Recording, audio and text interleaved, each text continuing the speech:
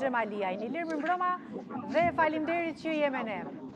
Me sa shoh je përpara kryeministrisë, se e dallon nga shkallët. Po, jemi këtu me disa qendrëstar përpara kryeministrisë. Mirë, shiu nuk ju zmbrapsi nga protesta sot.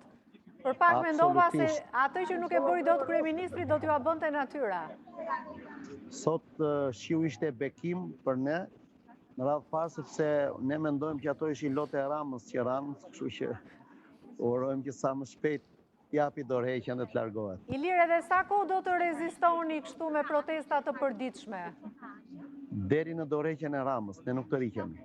Jo vetëm dorëheqjen e Ramës, po ne kemi artikuluar shumë qartë, Rama Hamburg, Berisha Hamburg. Pra ne duam ndrimin e komplet kastës politike 80 vjeçare që ka uzurpuar gjithë kombin tonë.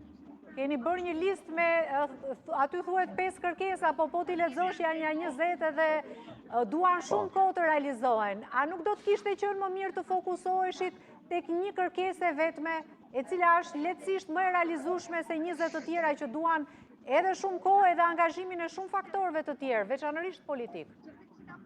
Patjetër, ne në kërkesat e para që bëm, edhe ato ishin 5, edhe ishin dorëheqje dhe vetëm dorëheqje. Patjetër të gjitha kërkesat që ne kemi bërë kanë dalë nga ky shesh, tu përpara kryeministrisë, është populli që i ka artikuluar ato. Ne thjesht jemi ata që i kemi transmetuar, le të themi, dhe i kemi hedhur me shkrim që t'i shikojnë dhe t'i dëgjojnë të gjithë. Ilir, kush është bashkuar protestës tuaj? A ka njerëz, sepse më bëri përshtypje një video që ishte shndruar dhe virale në rrjetet sociale të një të riu që thoshte se punoi në administratën shtetërore, kishte dalë i maskuar me syze, me kokën të mbuluar me një flamur që të mos njeh dhe i bënte thirrje administratës, mos keni frikë, dilni, maskohuni, po ama dilni protestoni.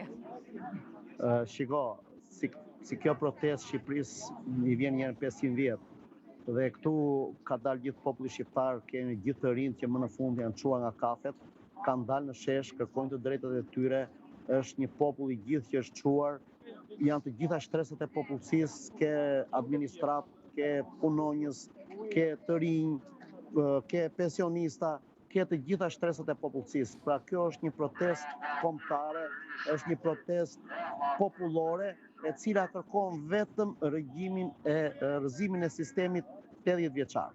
E kuptoj. Mirë, të falenderoj shumë që ishe me ne dhe besoj që do të vijoj edhe marshimi juaj në rrugët e Tiranës. Marshimi është i përditshëm dhe është pjesa më e bukur e të gjithë protestës. Ju ftoj që ndoshta edhe ju ku mos jeni në studio,